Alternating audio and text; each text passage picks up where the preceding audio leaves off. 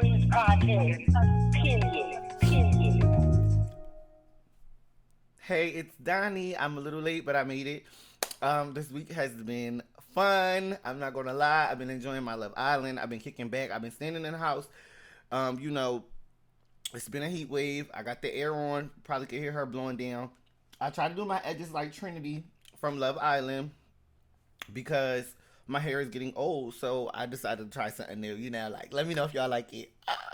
So before we get into the tea, y'all know what I need y'all to do. Like, share, subscribe, leave me a comment, whatever. Just let me know you here. Just make your presence felt, okay? All right. Let's not waste no time. So, of course my screen is not right because I do this every time. But let's get into some of this tea. So the first thing I wanted to talk about was T.I. making a comment about how he's not interested in doing a versus because he says that's poor people activity. Of course he received backlash for that because who do you think you are? You know what I mean? Like, that's just unacceptable for him to say. And it's just like, poor people are literally your fan base. So I think that these people need a little bit more um humility when they go to speak on these public platforms because you create a disconnect and you draw a gap between you and the average everyday person. Like I actually always thought Ti was like a good guy, a dad, like kind of somebody you could kind of look up to for some things. But he's starting to turn me off. And that even goes back to when a couple years ago he was talking about he was ready to retire and he wanted to do comedy and like so like you funny now, like I don't know, I just never really thought Ti's brand was that of a clown or that of a comedian. I never even really thought nothing that he did was really funny. He wasn't even funny when he was on ATL, but we're not even going like get into that. He doing that, congratulations, and I hope that it work out for him. But I do understand why people is dragging him because what is it that you mean that versus is poor people behavior? And then on top of that, are you saying that because 50 Cent didn't want to do the verses with you?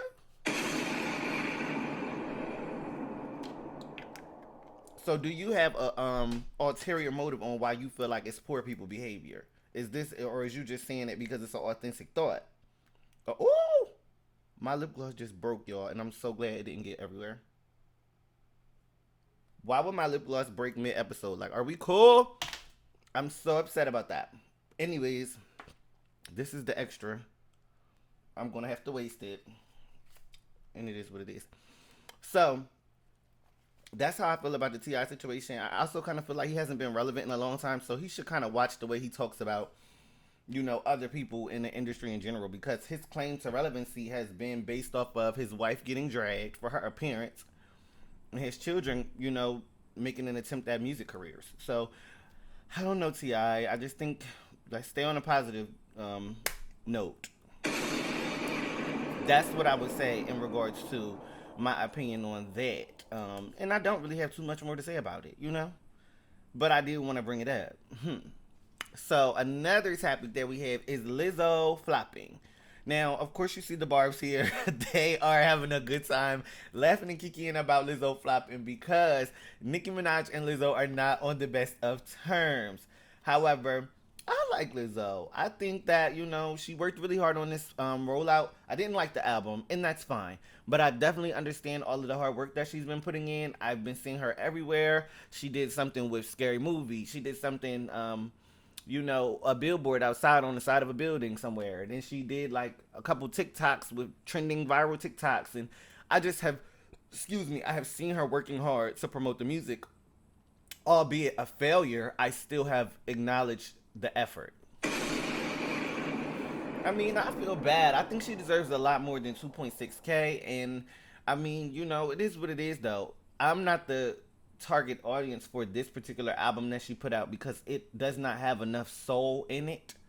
There are a few tracks that are cute, but for the most part, it's just a pass for me.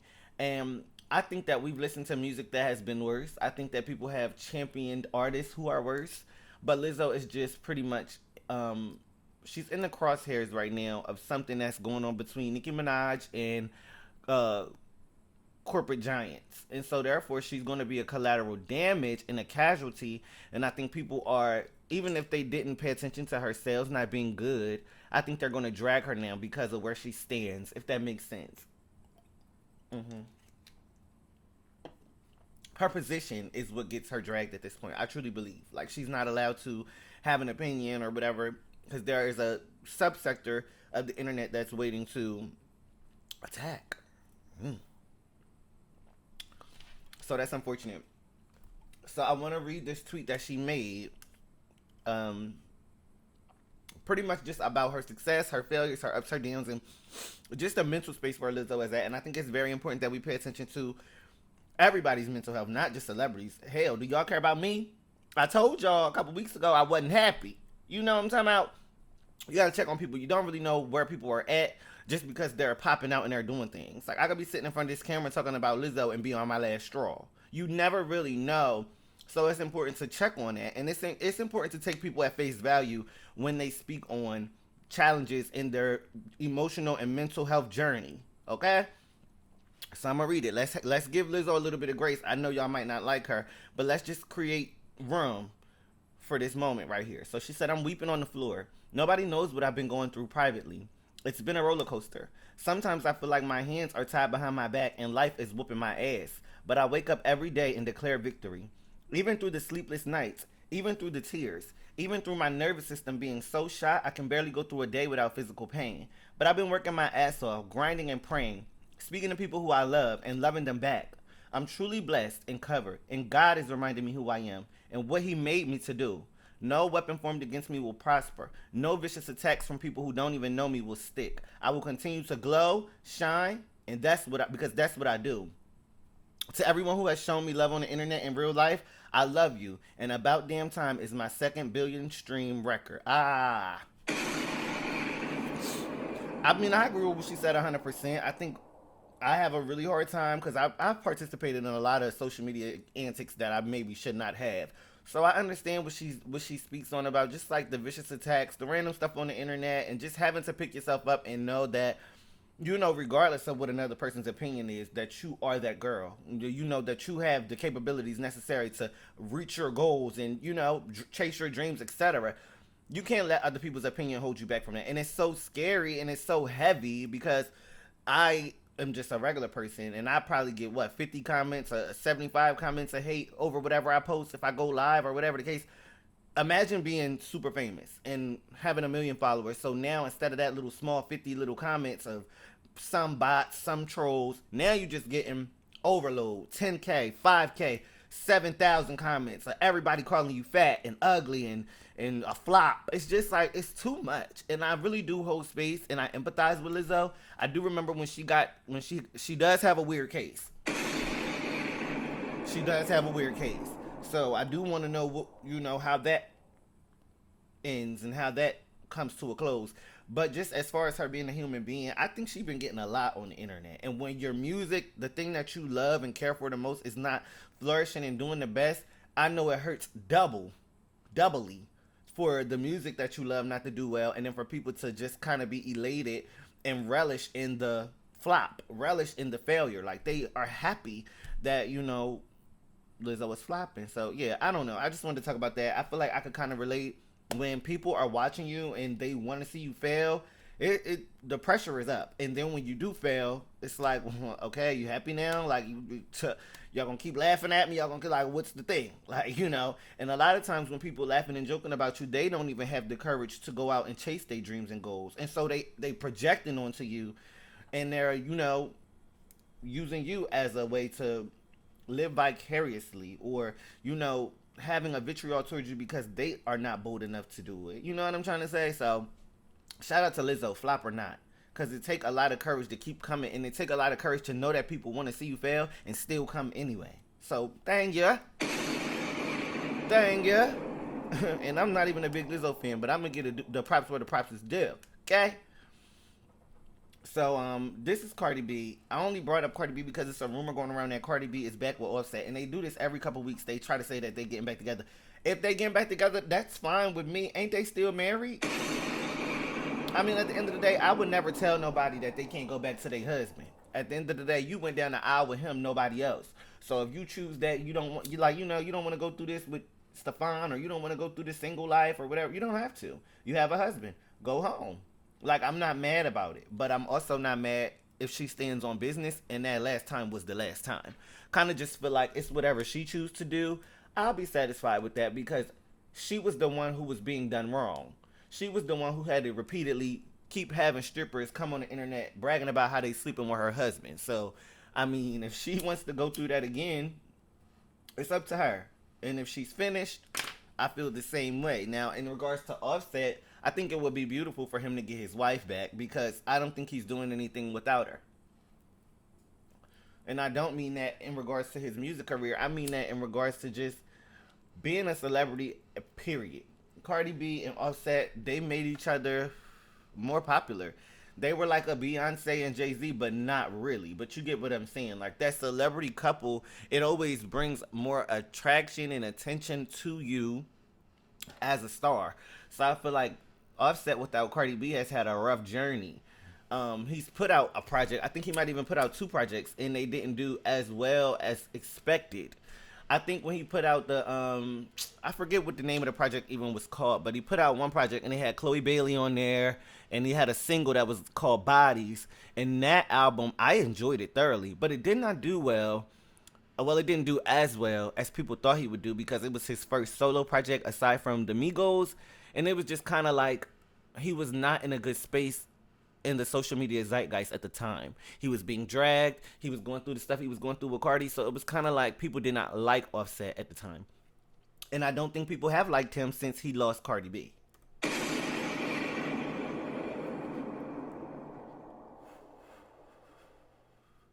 So when it comes to their relationship, I do feel like it would serve him more than it would serve her for them to get back together.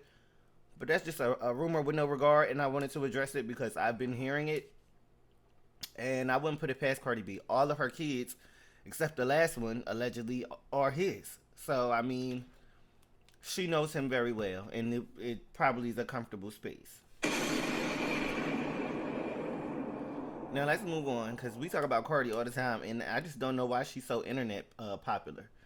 So, Ari Fletcher talks about how she got in a fight in New York City. I'm going to let her describe it because I didn't do my research and I kind of really don't even care, but I know a lot of people are interested in what Ari does, so I didn't want to miss a meal. I'm like a little boy. Y'all, I got into a fight in LA. I mean, in New York. Well, I'm not going to say I got into a fight because I tore that bitch up. I'm not bragging for real, really not. But look at my fucking leg. Damn. I'm like a little boy. Look at this. Big ass bruise. It don't even look that bad right there. It looks terrible. And it hurts so bad. I got another one on my other leg. My leg's ashy too. My fucking hand right here, it feel like it's fucking fractured or something. No, this is a little bruise. Y'all, let me pause this so I can say this. Y'all will know that I'm rich because I will literally start acting like I'm better than people. I'm not fighting with you. I'm not arguing with you. I'm too rich for this. I have way too much money in my bank account. I'm way too much of an asset. I'm way too much of a commodity to be out here throwing hands and feet. Absolutely not. Security? This bruise hurts so bad. This hurt. I'm telling you, I think something is fractured in my hands. Like, right here, I got a little scratch. Right here, on both of my hands, it feels like something is fucked up. I'm done. I don't even want to hear her talk about the rest because I'm getting mad at her. Like, I've never been an Ari fan, but I know that she's beautiful and I know that she's rich. So, kind of similar to when Jada Waiter was in the club fighting. I'm like, are you stupid? Like, there is no way that you catch me being beautiful and rich and still allowing somebody to get that best out of me to where I'm fighting them, to where I've lost my composure, to where I'm physically fist fighting and I'm putting my very brand at risk by allowing somebody the opportunity to hurt and damage my face, to hurt and damage me. I just don't think it was smart of Ari, and I'm not going to beat a dead horse about it. It is what it is. Maybe she got attacked and she had to defend herself. I don't really know the background, but all I would say to Ari, if if she cared to hear my opinion, is go with security, babe. Like maybe not every time security, but maybe a couple hood niggas, maybe a couple friends that's willing to bust a skull for you, so where you don't have to do all of that because you shouldn't be the one fist fighting ever. I mean, not at this stage of your career. Doesn't make any sense. But you know, who am I? I'm just a bitch on the internet.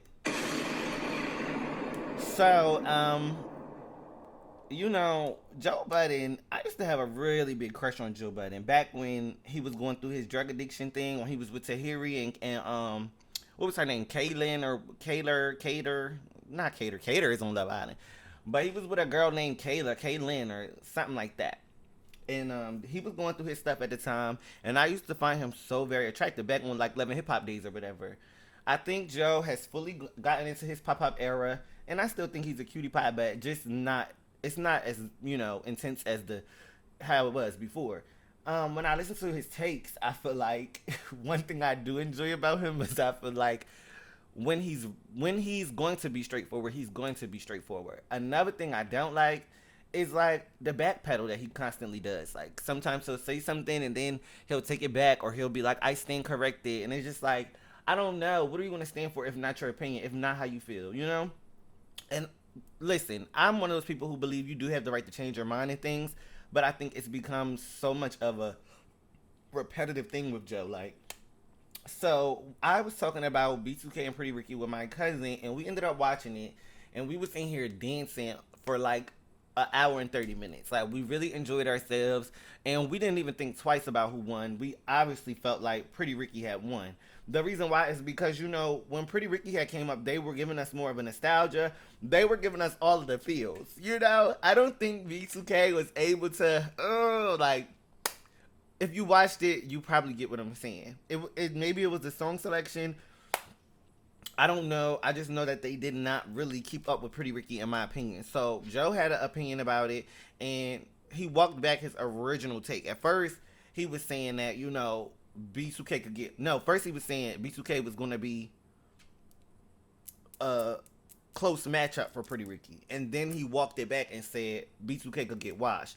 So after we watched it, B2K did indeed get washed, but that's what I mean about Joe. Like, he don't be knowing how he really feel, and for him to be such a rap pundit that have been doing this podcasting thing for so long, it's just like, I would have thought he would have been more nail on the head with it, but it is what it is. I personally enjoyed it.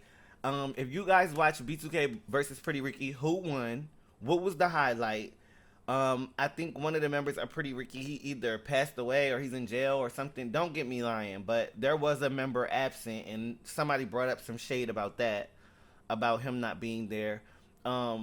Pleasure P, baby. Pleasure P, baby. Ah!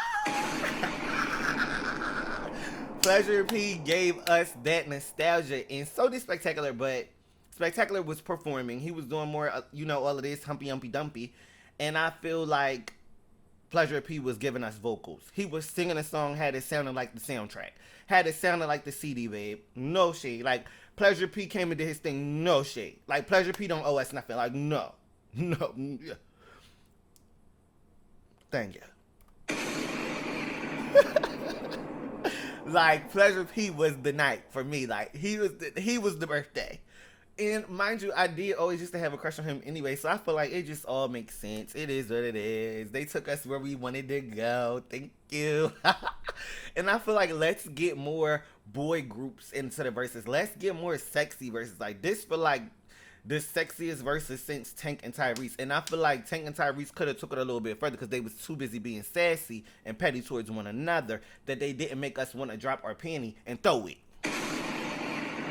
When I say Pretty Ricky made you want to drop the panty and throw it, I'm not even exaggerating. And if you ain't watch it, you probably should go get you a piece of that, because it's the way how, because I'm 27, so it's the way how, like, if you are a part of a certain age group, it takes you back to when you were literally 12, 13, like, we shouldn't even have been listening to Pretty Ricky. We didn't even have no business singing these songs, but it felt so good to just get in that time capsule and go back, because I wouldn't even think to put on a Pretty Ricky song in my everyday life, but I know the songs, so it was like just a weird space to be in where I could really fully enjoy it and see the beauty of maturing and getting older, if that makes sense. Shout out to Pretty Ricky and B2K. They were there. No shade to B2K, but they were there. You know, they showed up. Hmm. So, so I'm not sure if I could play clips from Cam's pod or anything like that. I'm not really sure what I'm able to play, guys, and that's where this thin line, like I'm learning as I go. But Ice Spice, not Ice Spice, Lord Jesus, Jamaican Spice, Jamaican Spice, the Queen of Dancehall. That's the Spice I'm talking about. Jamaican Spice. She went on Cam Newton's podcast, and they ended up talking about her dating life, and I thought that it was interesting, and I might share it because they alluded to her potentially, you know, spending money and her being the one who wears the pants in the relationship based off of her financial standing. So listen to this and let me know what you think. Fingers crossed that Cam Newton allows us to use his clip. Have you ever dated a woman that was more wealthy? Oh no, don't you do that. No. Do you think that that's the problem?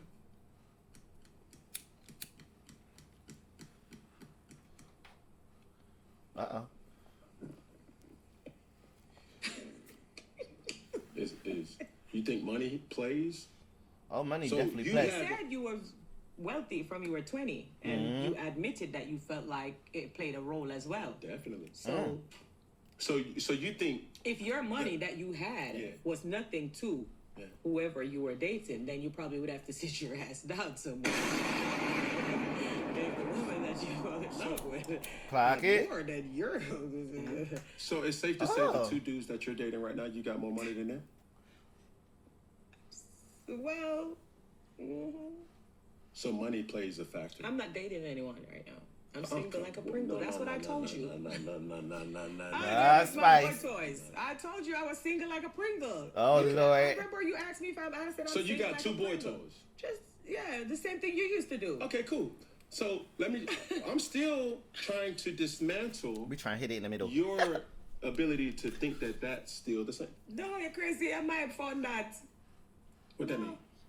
No, they Yo. can't do another woman. So you control everything because you got more money than them. Do you put them on allowance? I do. This is somebody else gonna probably want it too.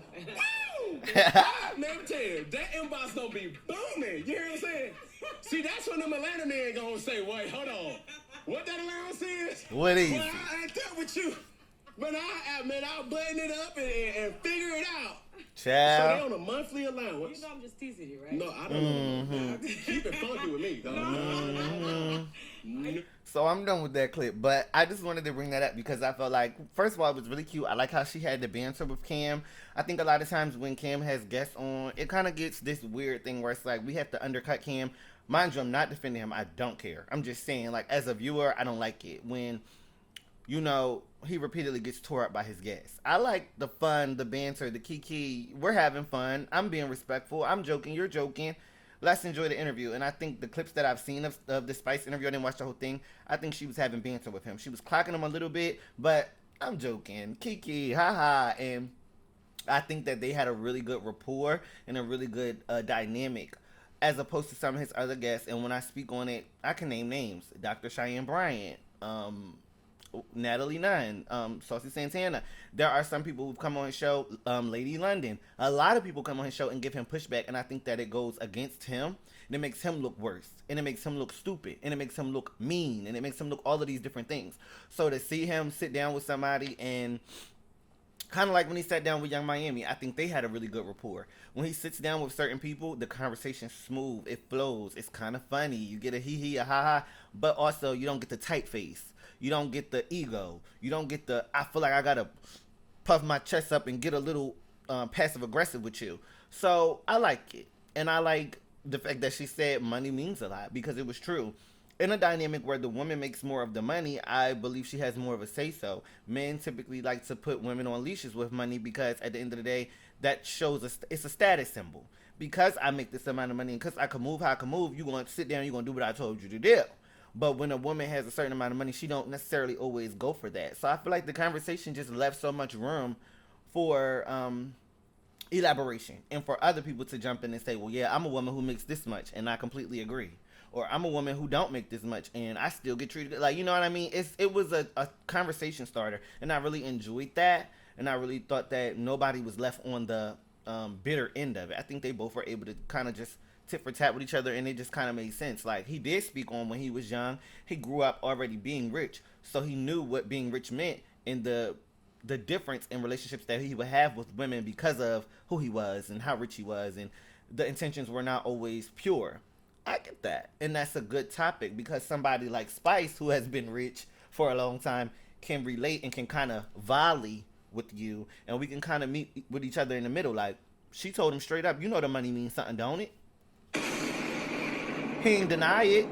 So they had kind of met in the middle on that one point where it's like, okay, the way you treat these women based off of the money you spend, don't think that men don't get treated like that too based off the money I spend. And she clocked T right there. Because truth for the matter, let's not act like these men not sassy out here, like they don't want to be took care of, like they don't want princess treatment. Even I want princess treatment. Even I, who gonna be the boys? That's a very real statement that's going on right now. So with these men being sassy and wanting to be took care of the same way I do, a Spice is a person you going to follow the rules, and you're going to do a little bit of bending so that you can get the luxuries and the rewards that come with dealing with somebody like that. You understand? Maybe you don't. Maybe you never experienced it. But that's just kind of how that go. The more that the person got, the more benefits and perks and shit that they come with, they expect you to just shut up and sit on the side. Cry in the rave. Deal with it. I'm just saying, get you somebody that love you for you, or get you a regular person, because these rich people, they understand that I don't gotta do right by you no more. It's the luxury, it's the trips, it's the flights, it's the bags, it's the rent getting paid, it's the you not having to worry about anything. That's good enough. The rest of that shit you're gonna have to deal with. And that's where the whole Diddy and them conversation coming at. But that's another topic for another day. That's a whole nother topic for another day. But that's kind of how Diddy felt. You know, he was buying it. It was getting flew across state lines. But at the end of the day, you getting paid handsomely. So should we really have a problem? You getting paid more for this little session tonight than you was probably going to make in 6 months at a regular 9 to 5. I think you might want to do this session. And that's everybody don't sell it. I'm not even saying that's for everybody. I'm just saying, I'm speaking on rich people and how they date. That's all I'm speaking on. I'm not telling y'all to be, I'm not telling y'all to do nothing illegal. Let me just put it like that and move on to the next topic. I'm just saying, I kind of get it. I get it a little bit. So, boom. I'm going to move on to this topic. What was the topic? I think it's GloRilla dissing Megan. Do we believe that GloRilla is dissing Megan? Because I heard earlier that they're trying to say the disses that we've been hearing are towards GloRilla's sister and not towards Megan. So let me know what you guys are thinking. Another thing, are we here for GloRilla versus Megan? Is that something that we really can stomach? Is that something that we know whose side we're on? Like, where do we stand if this does become an actual battle and it does become beef? Do we know? Or are we kind of just filling it out as it goes? Are we still trying to figure out who's right and who's wrong in the situation? Like, let me know. Meg versus Glo. Let me know. Does it make sense? Whose side you on? I want to hear about that. For me, I think I would be kind of more on GloRilla's side. I think because people have made it a negative taste in GloRilla's mouth for the friendship that she's had with Megan.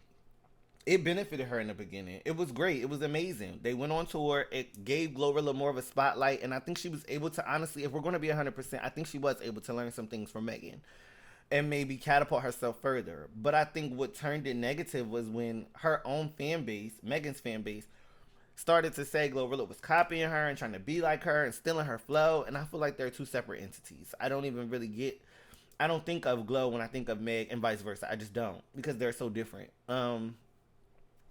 And I think that started to leave a bad taste in GloRilla's mouth. Megan never spoke up for her. It never became a thing where it was like, let's clear it up. It never became a thing where it was like, no, and so I think her sitting on that over time and feeling like, maybe we not cool like that. Maybe you do feel like what your fans are saying. I think she marinated on that for some time. And I think that when she popped it, the fact that the bar she said could apply to Megan or her sister, that says enough.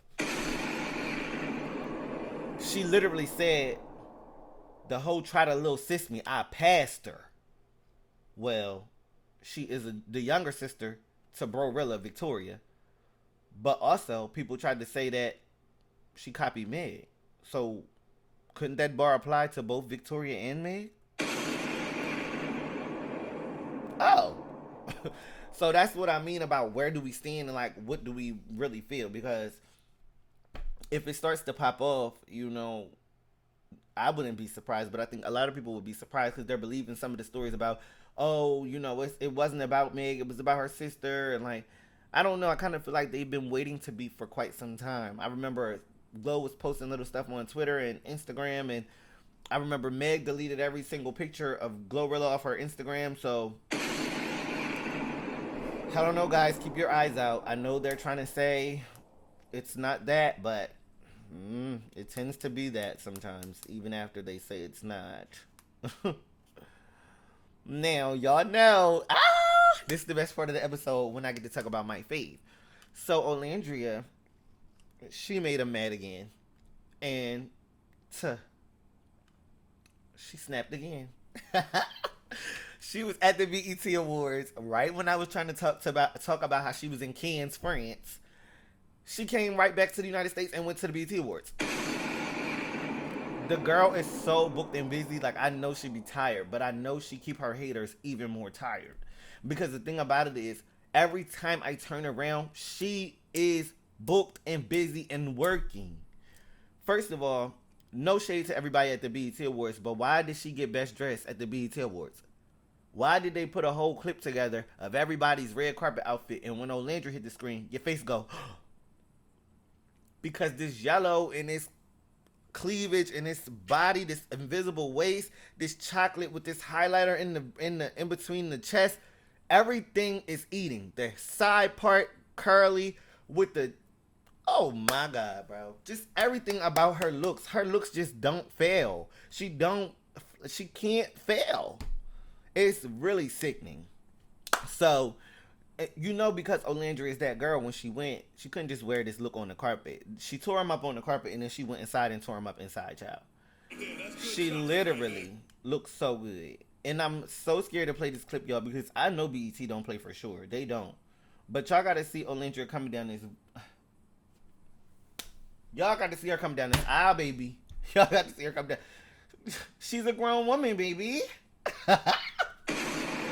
It's like, stop it. Like, it's like, stop it, bro. It's like, stop it. Like, she just takes me where I need to go. Every time, she just takes me where I gotta go. What? This dress, I might like this one more than the yellow one. I know that might be an unpopular opinion, but it's the way she wearing it. The waist is invisible. It's sparkling, and the way it's glistening off of her chocolate skin. I just can't. I'm so obsessed with her. It's really bad. I might need a therapist, and so they could explain to me what it is about her that just got me like this. Like, why do I love Olandria so much? Do I even need a reason? Like, but I feel like this is deep. Like, this shit probably could go to my childhood. Like, I love this lady. Like, this might go back to childhood trauma. Like, you get what I'm saying? Like, it might be something deeper why I love her so much. And then the way how she always uplifts people to go get their education and have dreams and goals, but also have a backup plan. Like, this is why she won. This is why she won, because she was ready. She literally said, I had the plan. I had everything. I had the material. I just needed the platform. And that's the truest shit she ever said, bro. All she needed was the platform. No shade. Let me move on before I spend 15 minutes on her, because I love her. It's ridiculous. Ooh. I'm so serious, y'all. I'm serious. My obsession. So anyway, Chloe Bailey is getting dragged on the internet because she had a couple opinions about Anaya from Love Island. Now, this is throwing me off. Why can't she have an opinion? She didn't say nothing bad about Anaya. She said she wear the same outfit every day in different colors. And she literally was doing that for like 3-4 episodes straight. She kept wearing that little bandeau bathing suit with different colors. Like, I mean, she didn't... She didn't lie. And then I also feel like we know that Chloe Bailey is a sweetheart. She's not on here being messy, talking shit, and saying like real negative stuff. She's just saying her opinion, and it don't hurt. So I really was frustrated to see that they took it upon themselves to drag her, bring up her music sales, bring up her career, all of these other things, based off her opinion on a TV show that we all watching and all have opinions on. And mind you, she was on After Sun last season, so even Peacock don't mind her having a fucking opinion. I'm irritated. Anyway, we ain't gonna spend too much time on that because it really made me mad and it didn't make no sense. But I also wanted to highlight the fact that she did do a movie, and I told y'all I was gonna watch it, and it took me a little while to watch it, but I did, and it was good, y'all. It was very much like it did give Tyler Perry. Somebody did say like it gave like a Tyler Perry set. It did kind of give that because of like, you know, the drama, the all black cast, like, you know, it was good though. It was a really good movie, you guys, and I will not lie to you.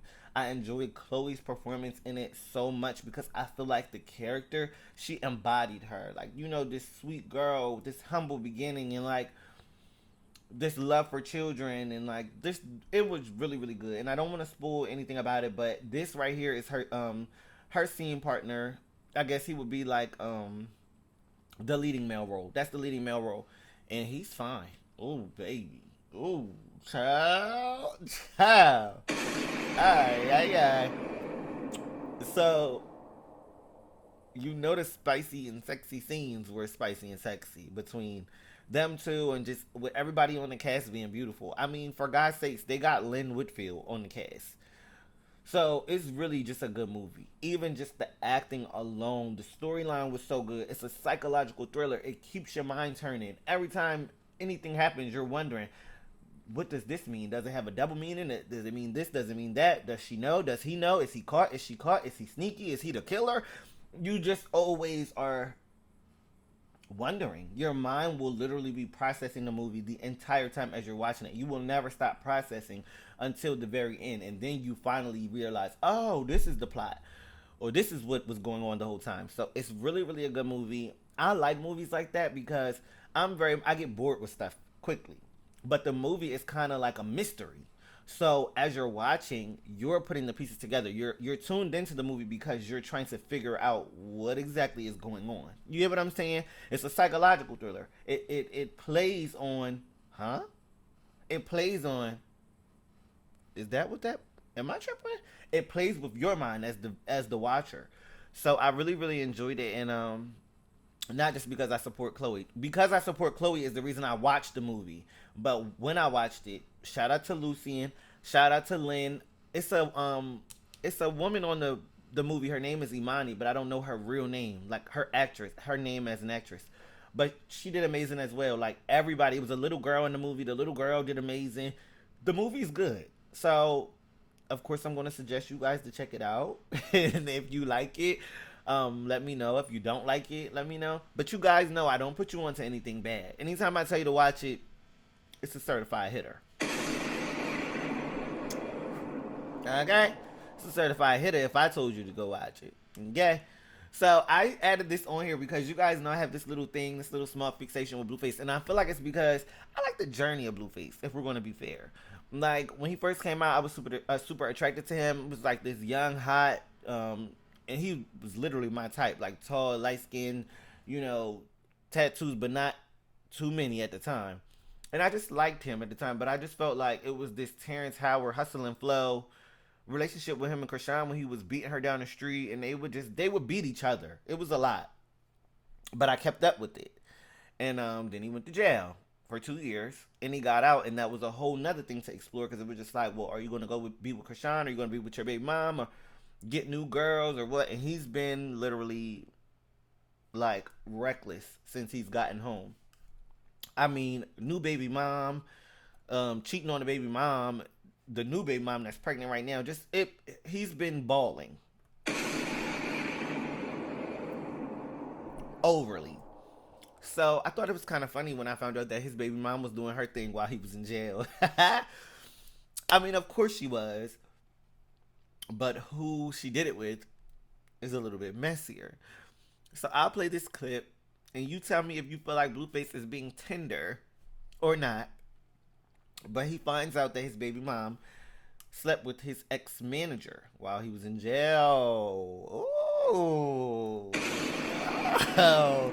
So we have some tea there. That's tea for me. Let me play it, y'all. I'm messy. Like Ray J, Blueface, AB, Dean, you know, fucking all these other Strung. Hey, Chad. I like Ben and Don. Did y'all know that Bravo fucked Jaidyn? When I got knocked out. He was just playing, I guess. Hey, Bravo sent me a video of him fucking Jaidyn. My favorite people, Kevin Hart. Bravo sent me a video of him fucking Jaidyn. Dean, AB, those are my This is so weak. Like, I wish I could show you y'all. know, he got the Barbie doll, he got Barbie and Ken. Bro, he's Ken. Ryan Garcia's Ken, huh? How did you try to get hit? C-Style. With the 35 gifted. C motherfucking style, nigga. 15 more, nigga. Dead homies, nigga. I wish I could show y'all the video. 15 more. C-Style, matter of fact, 50 more, nigga. I need 50 more sub. Let me pause it. So to me, I feel like his feelings is hurt. And I think he playing it off by laughing and all this and all of that. But I feel like Jaidyn has been one of the most loyal to him. And mind you, that's the woman we had his first child with. I think 2 out of his 4 kids is with Jaidyn. So that's his high school sweetheart. She know him the best. She know him the most. I think he playing it off like it don't hurt his feelings that she could do that and that she could move on and that she could, you know, be sexually attracted to somebody else, even somebody close to him. But, you know, he a PIMP, so he gonna act player even when it hurt to the core. From C-Style, shout out to the chat, W to the chat. If the chat knows what I love, it's the chat. I can't live, breathe, or shit without the chat supporting it, because we're nothing without the chat. Just like I'm nothing without that twat I was fucking last night.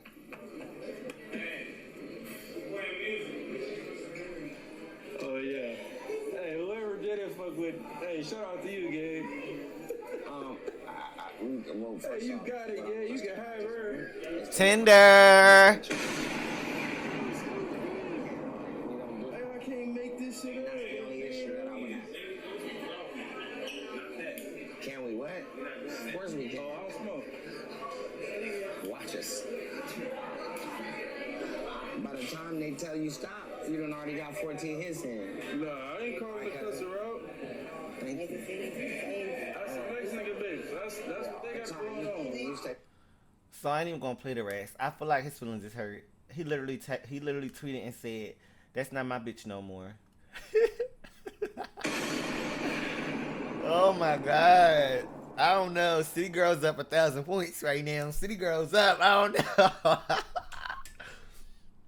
And the only reason why I'm elated about it is because we all know the type of guy that Blueface is. Like, he wasn't sitting up here considering her feelings. He wasn't sitting back being loyal, honest, trustworthy, or none of the things. So she went and got clapped. She had a ball on the DM ball. And it ain't nothing. It ain't nothing. Period. Stop being tender. I don't know what you told us for. We don't care. Go Jaidyn. Anyways, I think I was really messy this episode. I gave y'all a good comeback. I did miss y'all. Shout out to everybody that comes back and keeps watching the videos, because, you know, that's how we build our community, our family. If you're still here, just make sure you like the video, subscribe. I will be back with another banger. Okay? And for now, just keep it juicy. Thank ya.